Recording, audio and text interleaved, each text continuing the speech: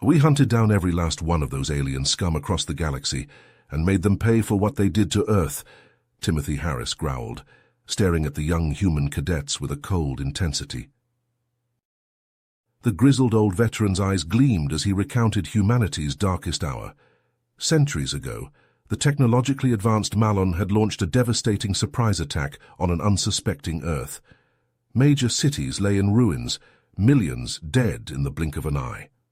As the Malon invaded, they blared a chilling ultimatum: surrender now and we will spare some of you as slaves. Resist, and every human dies. Harris, then a young soldier, fought in the chaotic counterattack. The battle was brutal, lopsided. Superior Malon weapons cut through human fighters like a scythe through wheat. In a desperate gambit, Harris's squad hijacked an enemy ship and captured the ruthless Malon leader Vortis. But the victory was Pyrrhic.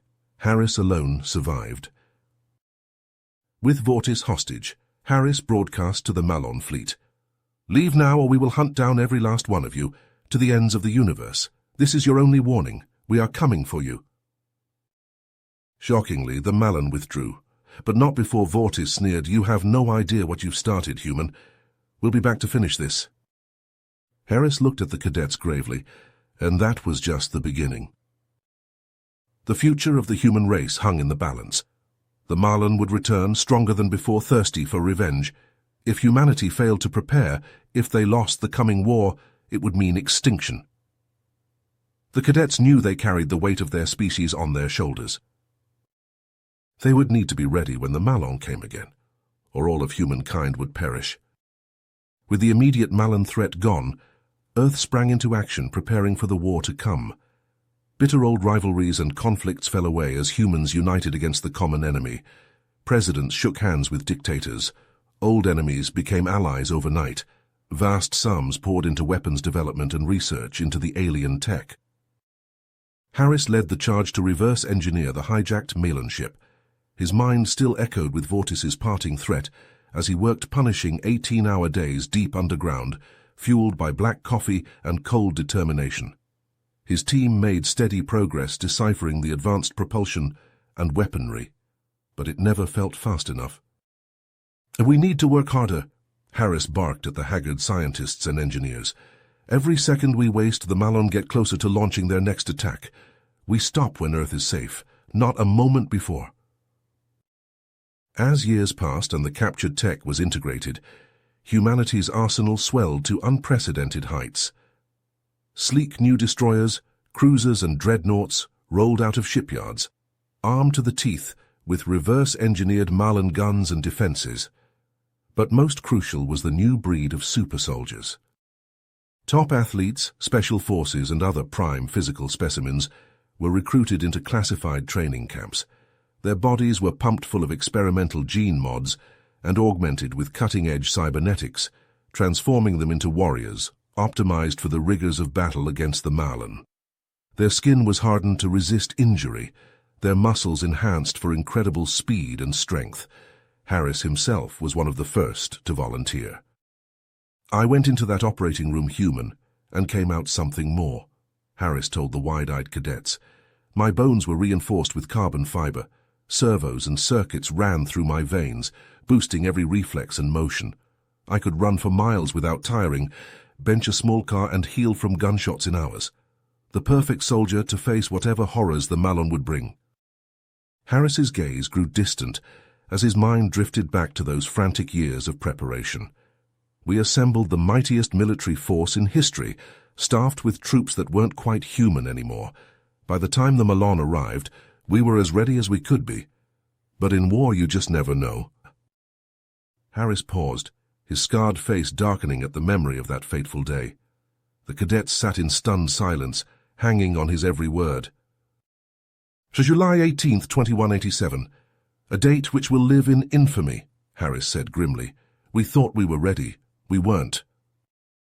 He described how klaxons blared across every military base as a colossal Malon fleet materialized in orbit, blotting out the sun. Sleek destroyers and cruisers flanked a central dreadnought, a looming metal monstrosity bristling with spines and guns. It dwarfed any vessel Earth had ever built. So you had your chance, humans? A cold voice crackled over every comm channel. Now we will finish what we started. Brilliant beams of plasma rained down on Earth's defenses. New satellites, orbital platforms, and the newly christened fleet. Advanced shielding and ultra-dense armor, painstakingly reverse-engineered, strained, then shattered under the onslaught. Ships vaporized into clouds of molten spinning wreckage. Harris rallied the super soldiers and led a desperate boarding action, rocketing through the battle in drop pods. Explosions buffeted their craft as they punched through the dreadnought's hull into smoke-filled corridors. Malon augments met them with savage fury, lightning-fast reflexes paired with zero regard for self-preservation. Even with enhanced speed and strength, Harris's team struggled to gain ground. Men fell to searing energy blasts and ruthless cybernetic limbs. By the time they reached the bridge, only Harris remained. Vortis turned slowly in the command chair, malevolent eyes gleaming with blue circuitry. His once frail body now rippled with dark alloy substructure. "How foolish to come here and face me," he hissed, rising to his feet. "You've only hastened your species' extinction." Harris lunged forward, armored fists clenched. They traded blows in a whirlwind of violence, servos screeching, faux muscles straining. Punches that could pulverize stone crashed into reinforced flesh. Bones fractured, blood splattered. With a roar, Harris ripped a sparking cable from Vortis's neck. The Malon tyrant crumpled, ichor spurting from his ruined throat. Harris staggered back, his own body battered beyond recognition. Dragging himself to a viewport, he stared down in horror at the orange-tinged continents. Malon dropships disgorged endless armies into burning cities. Mechanized battalions marched over blackened rubble and corpse-choked streets. The Terran fleet reeled, hopelessly outmatched. "That was when I realized," Harris said to the ashen-faced cadets, "that this wasn't just a battle for our survival. This was a battle for the survival of our very species. The Malon wouldn't stop until every last human was dead or enslaved. It was us or them, and the odds weren't in our favor." Harris's voice grated with exhaustion and old pain as he continued his grim tale. Earth became a living hell after that last battle. His eyes stared past the cadets, seeing not their faces, but the nightmarish memories seared into his mind. Crumbling skyscrapers jutted like broken teeth above blasted wastelands that were once thriving cities. Flames flickered in the rubble, black smoke coiling into the sickly orange sky. Malon warships hung overhead, ominous shadows blotting out the sun. Survivors scurried like rats through the shattered ruins. Some were herded into slave camps, collared and broken. The unlucky ones became playthings for Malon torturers, their screams echoing endlessly through the night. "But some of us refused to kneel," Harris growled. A core of defiant humans banded together, taking refuge in hidden strongholds deep beneath the rubble. By day they skulked in the shadows, scavenging for weapons and intel. By night, they struck. Harris recounted one mission, a desperate raid on a Malon processing camp. Intel reported human captives held within, awaiting a fate worse than death. Failure meant their blood on Harris's hands. Through jagged gaps in the razor wire, Harris spied Malon sentries, gene-modded brutes, all corded muscle and gnashing teeth. At his signal, the humans burst from cover, rifles barking. Percussive gunfire and shrill alien roars shattered the night. They blasted through the outer defenses and charged into the camp, boots pounding on blood-stained dirt. Captives wailed as their cages rattled open. Harried and wide-eyed, they stumbled out into the chaos. A klaxon blared. Hulking shapes lunged from the shadows, hissing and snarling, and attack beasts fast as wolves, all claws and teeth. Harris pictured their powerful jaws snapping human bones like kindling. Muzzle flashes strobed in the smoky darkness. Bullets whined and ricocheted. A beast yelped as slugs stitched its flank. Harris pumped round after round into the pack leader until it crumpled, gore splattering the dirt. "Fall back! Go!" Harris bellowed over the barrage. They fled through the shredded fence, hustling shell-shocked prisoners as beasts howled in pursuit. Claws raked Harris's back, shredding armor, drawing blood. He whirled and unloaded into the beast's skull, painting the ground with brain matter. They melted into the ruins as Malon gunships screamed overhead, searchlights probing. Harris stanched his wounds, teeth clenched against the pain. A shaken prisoner gripped his shoulder. "Thank you," she croaked. "I thought we were dead. Or worse." Harris just nodded grimly. They had saved a handful today, but hundreds more remained in bondage. He pictured the Malons' gleaming cities, built on the backs of human chattel, their factories and shipyards, churning out ever more weapons of conquest. At this rate, the Malons' empire would spread like a black cancer across the galaxy. Earth was just the beginning. They needed a game-changer, and fast. Harris's team got to work, sifting through the memory cores of downed Malon ships, interrogating captured officers, hunting for any scrap of exploitable intel. Weeks crawled by, fatigue blurring into fatigue. And then... "Jackpot," Harris's tech specialist crowed, jabbing a finger at her console. "Their quantum comms network. It's all routed through central hubs. Knock those out, and their whole fleet is flying blind." Harris leaned in, scarred face lit by the scrolling alien sigils. The seed of a desperate plan took root. It was beyond risky, practically suicide, but if it worked... He gathered his soldiers, his brothers and sisters in arms, all that remained of Earth's defenders. They crouched in the dimness of the stronghold, faces lean and hard in the flickering light. "One last mission," Harris told them. "We hit their comms network with everything we've got, and when their ships are floundering, we broadcast a signal to every radio on Earth. We tell humanity, the real fight starts now." Amid the crackle of the flames, a raw cheer rose from the assembled survivors. For the first time in months, something kindled in their eyes besides despair and fatigue. Something bright and fierce and hungry. Hope. In the days that followed, the resistance struck like lightning. Malon comm hubs erupted in flames, antennae toppling, circuits sparking. Confused alien chatter sputtered across the airwaves. Gaps yawned in their chain of command. And across Earth, long-dormant radios hissed to life in 1,000 hidden camps and bolt holes. Harris's voice crackled from the speakers, raw and defiant. "Humanity! The Malon are reeling. Their grip is slipping. Now is our time. Rise up. Resist.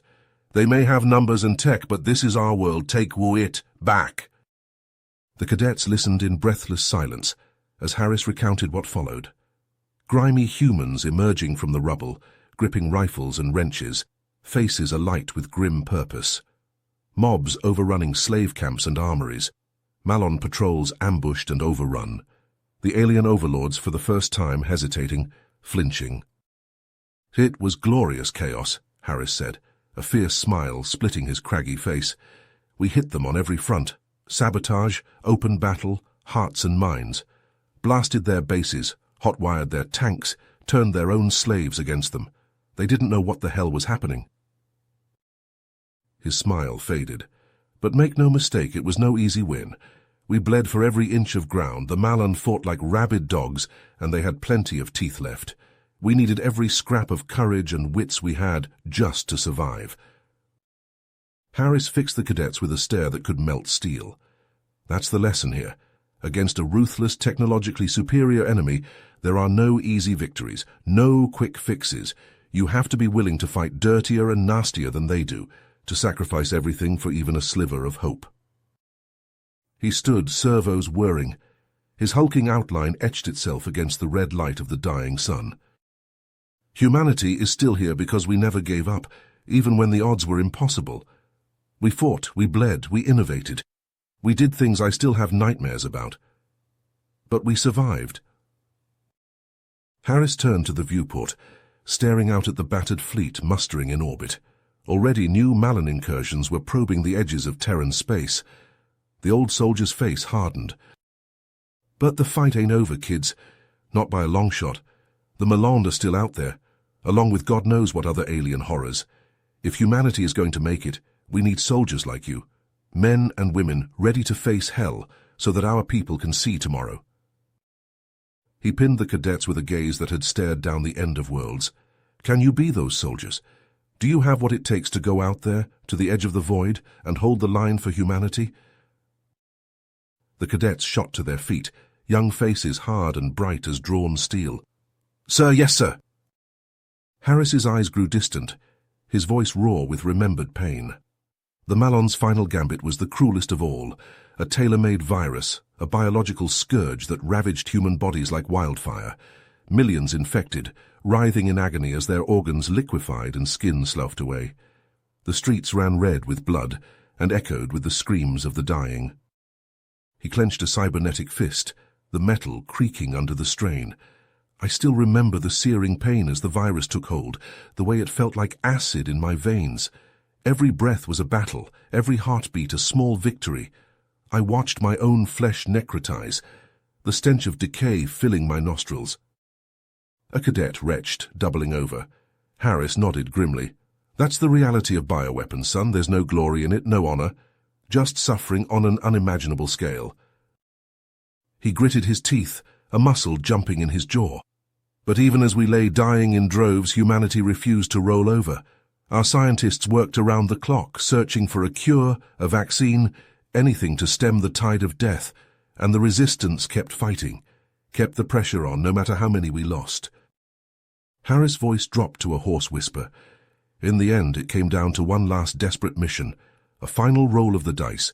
We'd discovered the location of the Malon's central base, the nerve center of their occupation, the same place they were engineering their plagues to perfect them before unleashing them on other worlds. He shook his head, a mirthless chuckle escaping his lips. It was a suicide run, plain and simple. We all knew it. A small team of us, the last of the resistance, all half dead from the virus ourselves. But we knew we had to try. For the future of our species, we had to try. Harris described the assault in brutal detail, the hail of plasma fire that met them, the smell of charred flesh, the slick of blood on the decks. They fought like demons, ignoring the agonizing pain of the virus, the lethal wounds that should have dropped them in their tracks. We carved a path to the central control room, a trail of Malon bodies in our wake, and there, in the heart of their operation, we found the truth. They never intended to hold Earth. We were just a testing ground to them, a place to perfect their obscene weapons before moving on to other conquests. Harris's face contorted with fury at the memory, his eyes blazing. The rage I felt in that moment was like nothing I'd ever known. These monsters had butchered our world, our people, all for their twisted experiments, and they were going to do it again and again, to countless other species. He slammed a fist into his palm, the clang of metal on metal ringing through the room. We made the only choice we could. We set the base's reactors to overload, a chain reaction that would vaporize the whole facility and all their research with it, the only way to be sure their plagues died with them. Harris's voice grew heavy with grief. We knew. I knew there'd be no outrunning that blast, no chance for cure, not anymore. But if our deaths could buy humanity a future, it was worth it. We watched the countdown together, the numbers ticking away our last seconds. No regrets, no looking back. The cadets sat in stunned silence as Harris recounted the final moments. The blinding flash, the roar of the explosion, the searing heat that consumed everything. His team, his friends, all vanishing in the maelstrom of fire and radiation. When the smoke cleared, the Malon were gone. Their fleet lay shattered and leaderless. But the cost had been beyond measure. We emerged from the rubble to find a world in ruins, a fraction of our people left. So many dead cities and lives reduced to ash. And those of us that survived, we were broken in ways that could never be fixed. The Malon were defeated, but they took our innocence, our humanity with them. Harris turned to the viewport, his reflection gazing back haggard and haunted. We won, he whispered. But some days it doesn't feel like winning at all. Just surviving, enduring, carrying the weight of all we lost. He looked back at the cadets, his eyes boring into them. That's the lesson here. There's no such thing as a bloodless victory. No triumph without sacrifice. You have to be ready to bear that cost, to carry that weight, if you're going to be the defenders humanity needs. a heavy silence descended on the room, each cadet grappling with the enormity of what they'd heard. The future they'd chosen, the burden they'd shouldered. Harris let the quiet linger, the weight of history pressing down on them all. "We fought back from the brink once. We can't let it happen again. The Marlin were just the beginning. There will be other threats out there, other enemies who seek our destruction. We must be ready to face them, to do whatever it takes to ensure our survival, no matter the cost to ourselves." Harris stepped closer, his gaze sweeping across the assembled cadets. "That's the mission you've chosen, the duty you've sworn, to stand on the front lines, to be our shield against the darkness. It won't be easy. You'll see and do things that will haunt you forever. But never forget what you're fighting for. The future of our species, the survival of all we hold dear." He saluted them, a gesture of respect and solemn promise. "Humanity is counting on you, on us. Together we carry the torch of our people's future, and we will not let it be extinguished, not on our watch." The cadets rose as one, returning the salute with fierce determination in their eyes. They understood now, truly understood, the weight of the uniform they wore. The legacy they'd inherited, written in the blood and ash of a species that refused to die. Harris watched them file out, a flicker of hope amid the painful memories. The fight was far from over, the threats vast and unknowable. But as long as humanity had soldiers like these, warriors willing to face the abyss without flinching, they would endure. They would survive. No matter the cost. You have reached the end of the story. If you enjoyed this story and want to support us, please leave a like and subscribe to our channel, and for every comment that says 88, I will heart every single one of them. Thank you for your time.